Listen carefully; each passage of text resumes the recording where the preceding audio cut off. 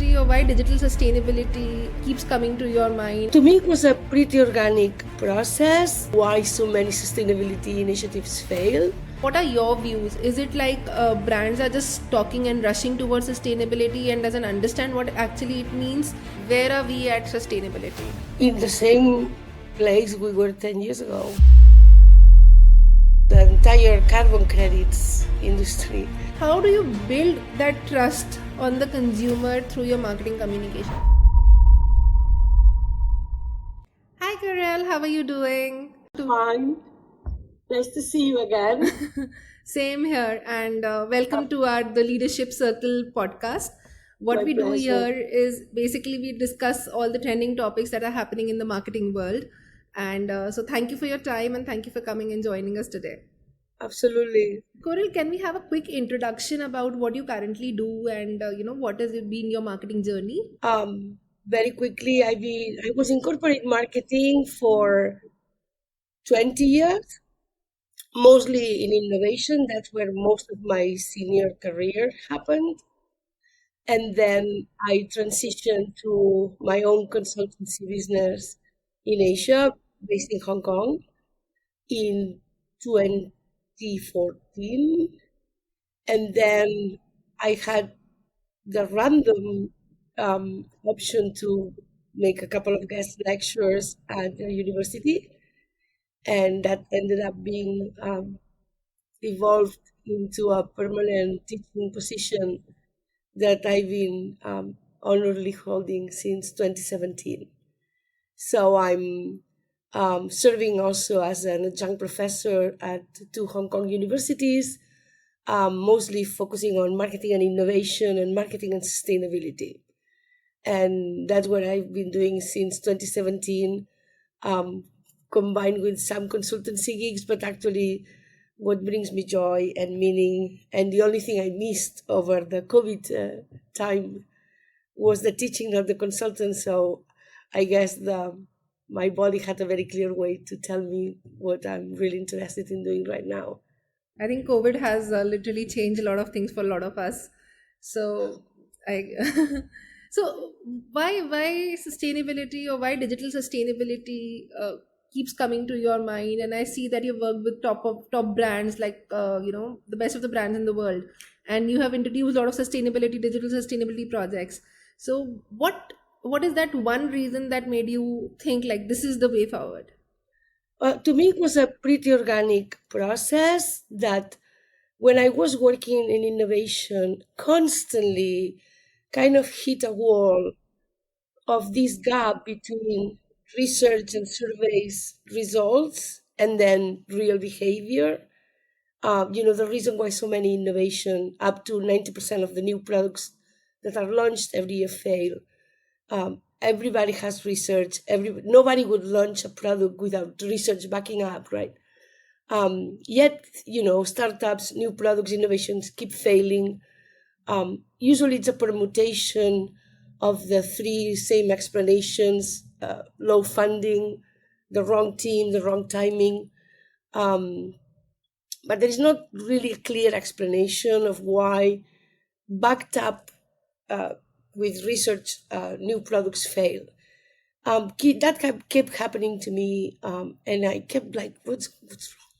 So I ended up understanding more about behavior of what I thought I would be, and then I got absolutely like a nerd about it. So I got anthropology degree, I got neuroscience courses, and I just realized that biology is way more powerful than we think. So when I started understanding behavior from biology perspective, then it came organically to me to start wondering why so many sustainability initiatives fail. Why, when we ask people to change the way they do things for the planet, for the animals' rights, for any like as far away in the time and in distance reason, usually it doesn't work. And it came to me like, kind of it hit me that it's all the same, right? We need to learn how to leverage instant gratification with long-term benefits. And that doesn't only apply to sustainability, but also to insurance, saving plans, diet, gyms, um, flexitarianism, any dual sacrifice today for a potential benefit tomorrow needs to be approached, in my opinion, from biology. Because if you ask people, people usually, unless you are some conspiracy theorist or whatever, people usually they want to be that person in the survey. So they of course everybody would pay more for a sustainable product. Of course everybody cares about the animals. Of course everybody cares about the polar bears. But then when nobody's watching and you are at the supermarket, that's not what you're thinking. So that would drove me crazy for years. And now I think I kind of like got like a little bit of a tip what's going on. So that's basically what I built my marketing and sustainability courses around, the workshops I do for companies, trying to understand, these all these how we can use greenwashing in a good way, if that makes sense. What I have also been doing and researching was towards digital sustainability as such, and I found that market is not ready right now to talk about digital sustainability as a subject. So what are your views? Is it like brands are just talking and rushing towards sustainability and doesn't understand what actually it means, or what is your viewpoint in 2025? Where are we at sustainability digital when we talk about digital assets and marketings? In the same place we were 10 years ago. Um, exactly, that's very sad, but that's what's going on because, the entire carbon credits industry, it's, I'm sorry, I don't know if somebody from the carbon credit industry will be listening to this, but we have even made a business out of carbon emissions, which is like kind of blows my mind sometimes when I, talk about it in class or, um, we are in the same place because also at the same time that sustainability became really critical for companies for insurance fees reason, at the same time that happened, the entire brand purpose discussion came along. So brands start confusing like purpose with space of competence with when I hear Coca-Cola talking about the climate, yeah, when I hear, when I watch the Apple's Mother Nature, and I'm an Apple lover, but when I watch the Apple Mother Nature video, it goes so wrong, in my opinion, it was a big mistake. And I'm very sorry because I really love the brand. Um, so I think that the entire brand purpose hit the sustainability moment and it create a mess there. I think companies could be activists, brands should be brand activists, but the purpose of a brand is to do the job that I pay you to do. Uh, Period. If you start messing up stuff, then it's when you create this like disconnection and people is like greenwashing and people is like whatever. And that's why most of sustainability budgets in marketing have no return on investment because nobody believes it and nobody cares. Actually, the problem is that nobody cares. So why you're not an activist? Why you're not choose one cause that makes sense with your brand? Doesn't have to be the environment. There are so unfortunately so many issues you could tap into. So choose one thing that makes sense with your brand and really make a difference in that space. It can be women's rights, it can be, poverty, it can be access to education, so many things. It doesn't need to be the climate. I don't think anybody is ready to talk about the climate. So true. I think it is very important for a brand to understand that whatever is the purpose and whatever resonates with as me as a brand, I think I should just take that as a purpose and start working towards. So this also leads me to the next question. So when you work with brands like Volkswagen, Unilever, Green Mondays and all of those brands, what is the number one psychological trigger that consumer says, yes, I need this brand, or yes, I know this brand. At the same time, when you talk about sustainability of that particular brand, people don't care, right? People only care about the product, right now we just care about the brand. But what goes behind, while I publish all the reports and everything, as a consumer, how long do you think will it take time to get awareness to that stage that this brand, while it is my top favorite brand, but they are not working towards sustainability? Brands should remember, there is this Abbas published, like, I don't know, like maybe 10 years ago, this research saying that consumers said that 75% of the brands could disappear tomorrow and I wouldn't notice. 75%. That, of course, this research was not very, like very viral because nobody in marketing was very happy about it. But um, it's everything is about me. And when I say me, I mean the consumer. Everything is about me. I'm a special. I'm unique. I'm a special. The entire universe that I know, it's in my head. So everything's about me. So talk to me about me. Status signaling or solve a problem. Those are the only things that work. Either you solve a problem immediately, and that means convenience products from food delivery to like fast fashion. Solve a problem today. I need clothes because I'm poor, so the only thing that I do compensatory consumption is by having 15 jeans, 5.99 each.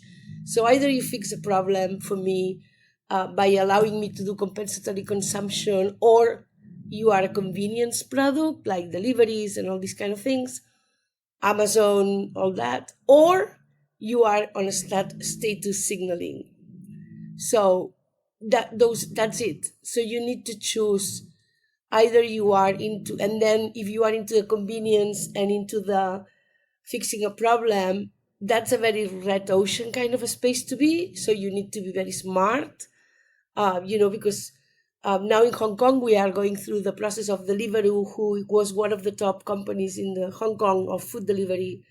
It's shutting down and is moving all the business into Food Panda, which was the other competitor, because there is a third Chinese company getting into the market.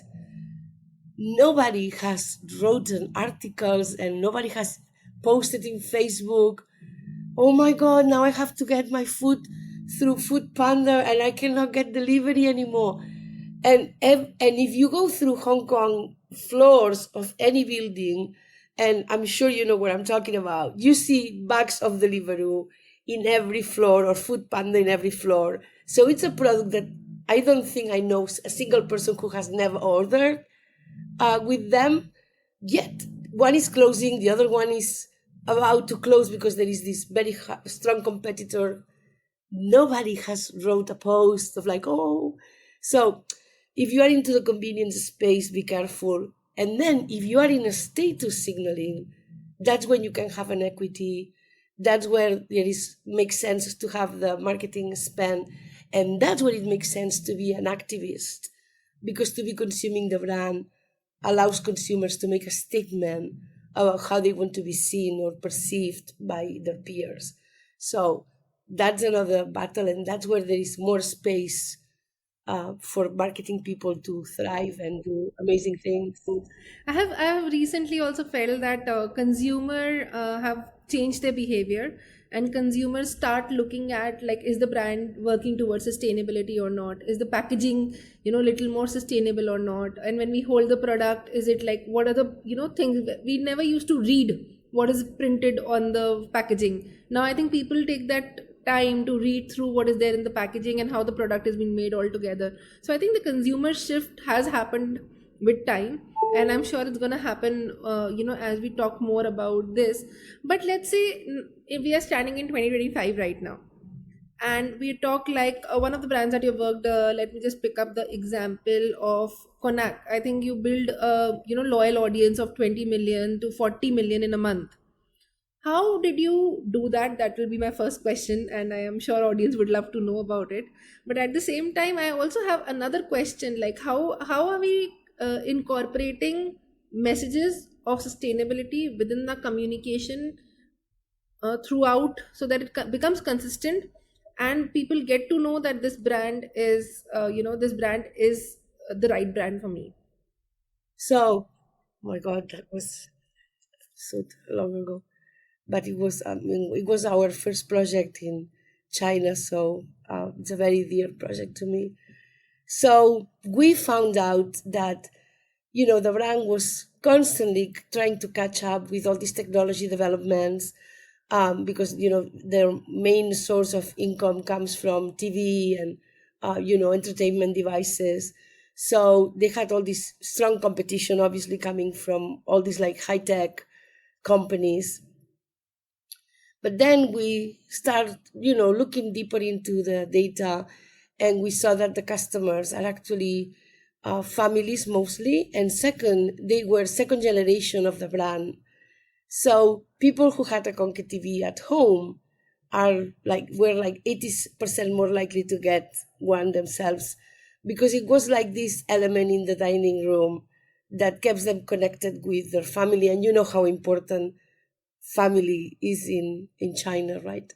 So they are a little bit Italian about that. and and so we basically explore that, as I told you, instead of talking about the climate, you can choose so many other things that are precious to people. So we choose family. So basically what we changed the entire like fight for the technology, and we changed everything into, that's, if you are a real family, this is the TV you need to have. And that changed everything for the brand, because it was not in their space. So what I understand is, what you did was basically you did a research. So that is the key thing. You understood the consumer problem, Always. and once you have understood the consumer problem, you created campaign around it, and that campaign went viral because there was good research which was backing it. Yep. But the research was done also observing a lot. And something that I know one of your next questions, because you sent them to me. I have only read them once, but I know you will ask me what I would recommend to do, to if I only could give one advice to marketing people. So I'm gonna answer two in one kind of thing. Um, Go to the store where your product is being sold the most, or to the platform where your product is sold the most. Create a fake account or pretend to be an anonymous person, and ask the salesman or the community to give you an advice about which product is better for the need you have. And be ready to listen to any brand but yours, but you need to listen to what people are recommending and what people are saying that they feel, without them knowing you are a market research person, or you are the brand asking, or this is a quiz to get into a, some kind of sweepstake or whatever. So you need to just pretend to be this anonymous person, because we are very good at giving help. When somebody asks for help, we jump in very quickly, but also it's the best way to see what people are really feeling. So we ask people, we were this like Guaylo going around, Shenzhen, asking people why, what is this brand? Like, never seen this brand. I'm from Barcelona, never seen this brand before. And it was, I know it's, I mean, any person in market research would kill me, because, it was like maybe 20 people No, out of I like think a billion. going But anonymous is very important. I think you understand that whatever as a marketing person you're trying to put forward, is it similarly happening with the sales team also? Because a lot of time what happens, what I believe is, marketing does something else and sales does something else. So combining both of them is very good option. Like when we go as anonymous and go ahead and discuss those oh my problems. God, Mariani, you just hit the, yeah. That is, I mean, marketing, finance, and marketing sales are like these love stories that never end well. Yes, yes. I so agree. Working with so many corporates, I know that, marketing and sales, it's so difficult to get them hands on hand. And if we give all of these feedback real time to the sales team, I'm sure the process improves. It is all about, end of the day, we are working for one company. And when we work together as a sales and the marketing team, together, then we are able to communicate the right message to the consumer and then boost up the sales. Absolutely. But right after asking and asking, people were saying, it was my mom's TV, my dad's TV. At certain point, nobody talked about the technology or the pixels or the resolution. So today, I think people talk about AI everywhere, and I think as we use AI in marketing also, in a lot of things from creating video content to creating a lot of images and everything. I think from content to everything we're using AI. What is your take on AI in terms of marketing, communication, and how the brands have been using it for, and how they can scale it up also using AI? I mean, nothing Okay. is good or bad. Everything is good. Yeah, all they are all tools that help our productivity. So, hopefully one day soon we won't have to do 9 to 5 because we have all this technology that actually makes things faster. But I think the only marketing people that need to worry are the ones who think they have to worry. Um, like we thought the same when Nielsen went from books to software. We said, oh my God, what's going to happen with all the junior marketing jobs that basically they were all day typing data from a book to an Excel file. Then we got the reports online. Then Google happened. Oh, how are we going to do advertisement now? And we start with these banners, very primitive, right? It's just one step forward to make our jobs easier. We are still in an extremely primitive stage when it comes to understand drivers and behavior. It's a predictor after all, right? So it takes all the information that it has and it analyzes for what you have requested. What are the most predictable words or reasoning to do? Marketing doesn't work like that. If everybody does the most predictable, if everybody puts the same problem into a prompt, all the brands would be selling the same product at the same price in the Yeah, they same don't day. need us. They don't need us. So that would be a terribly boring marketplace. And I think still the unpredictable is what makes big brands amazing. The unpredictable and going beyond what its logic. Because again, if we run brands in a logic way, everybody would be with the same product, the same size, at the same price in the same stores. Mhm. That's what I think. When we place two products in the market right now, or probably when we talk about two services with the same company, I mean, I serve a lot of service based companies.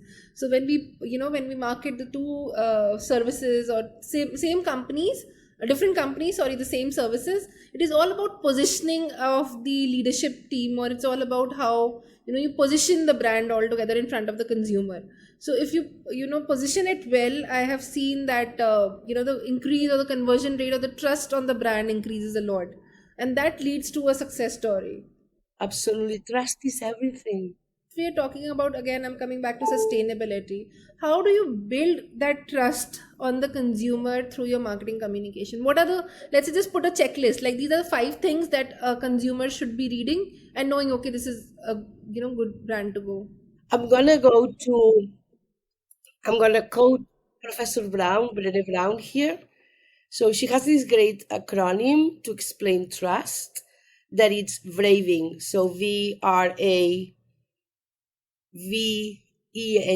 okay? Braving. Because when you are trusting, it means you are making something that it's important to you vulnerable to the actions of somebody else. So this beautiful definition of trust is not mine, it's hers. And it's actually what people do when they choose your brand. They are making something that's important to them, can be small, can be huge, but something that in that moment it's important to them. They are putting it in your hands. So they are putting that vulnerability, in your hands. So she has this acronym to explain trust that I use with brands all the time. So B stands for boundaries. Okay, trust starts with boundaries. That means, have some where I should not go kind of behavior. And again, we go back to Coca-Cola talking about obesity or the polar bears or, boundaries. The R is reliability. So you do the same, is consistency. Why we Coca-Cola, if you take away the environment part, extremely consistent. McDonald's, extremely consistent. Google, extremely consistent. Microsoft, consistent.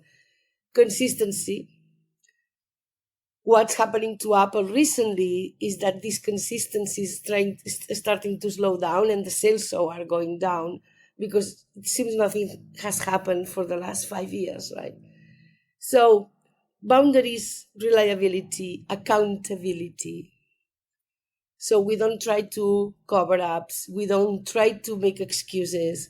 We all make mistakes, and there is nothing better when you make a mistake that just come forward, say, I messed up and I'm trying to make amends and try to fix it.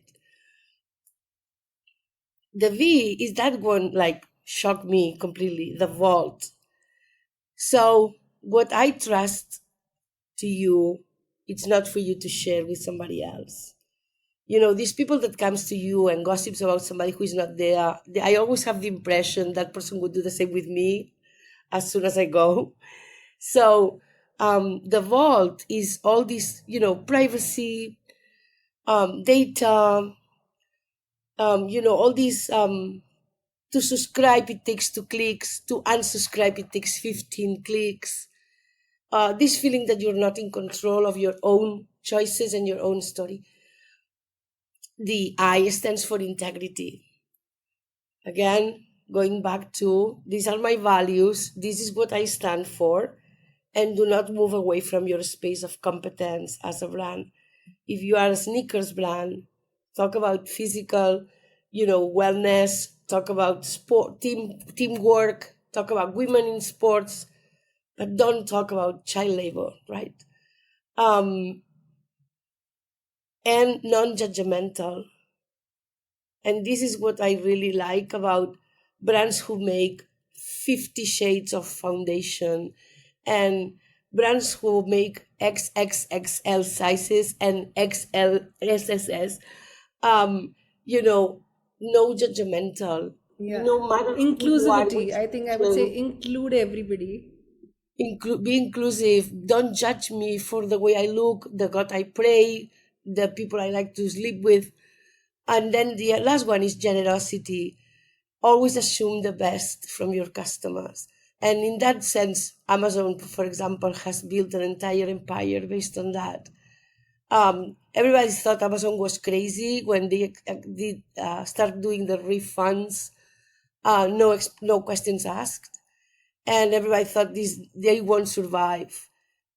Well, But they they are have done pretty they are good, the leading company today. because when you are generous with your customers are generous too.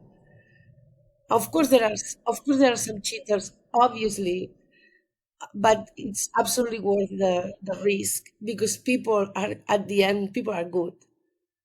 So that's how I think trust is built. The Braving acronym, I think, works beautifully to explain how to build trust with sustainability. So in depth and so beautifully explained how consumer take brand and how a brand should think about consumer. So I think it's all that in today's world, you if you keep customer first and you understand customer's problem and be there with the customer, hand hold the customer will trust your brand, and customer is going to make repetitive purchase with you because they trust you. So I think that's a very very good takeaway for me today as well, that how this 5 magical words have changed. I think very beautifully explained. Thank you so much for that. What I learned today from you is basically market research plays a key role. If a brand starts doing marketing research well and build content and communication around the research that they have done with the consumer, with the sales team and everybody, they win the game, right? But it seems to be a very long process for a brand.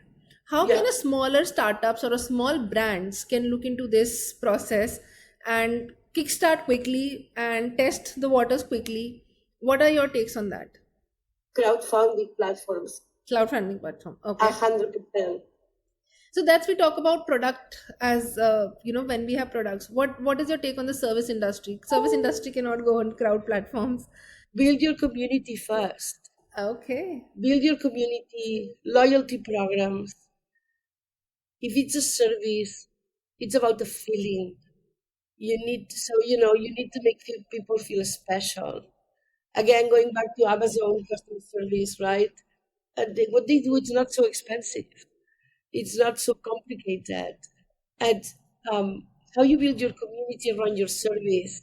So people says, I use this platform, or I use this app, or I use this because.